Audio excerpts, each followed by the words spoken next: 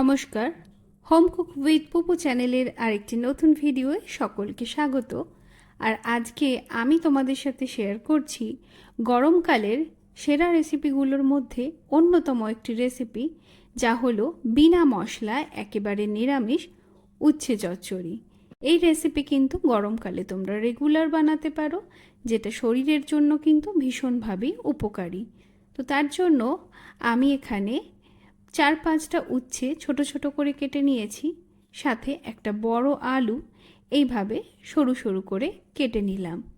এইবার এগুলোকে ভালো করে জলের মধ্যে 2 থেকে 3 বার ধুয়ে নিয়ে জল ঝরিয়ে রেখে দিচ্ছি।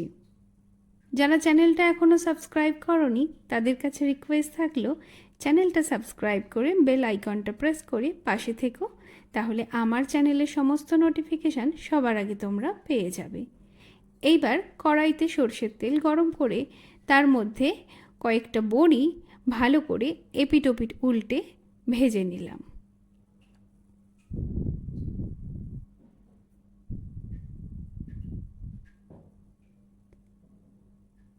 বড়িগুলো তুলে নেওয়ার পর এই বাকি তেলের মধ্যে দিয়ে দিচ্ছি 2টো শুকনো লঙ্কা আর একটু কালো জিরে ফোড়ন। ফোড়নের ভাজা গন্ধ আসলেই প্রথমে এর মধ্যে উচ্ছের টুকরোগুলো দিয়ে দিচ্ছি।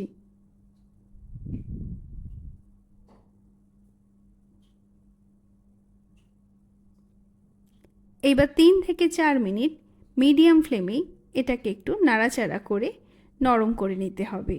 যেহেতু উচ্ছে ভীষণভাবেই তেতো, তাই প্রথমে এটাকে অল্প একটু ভেজে নিচ্ছি যাতে তেতো ভাবটা একটু কম লাগে। এইবার এর মধ্যে দিয়ে দিচ্ছি সরু সরু করে কেটে রাখা আলু।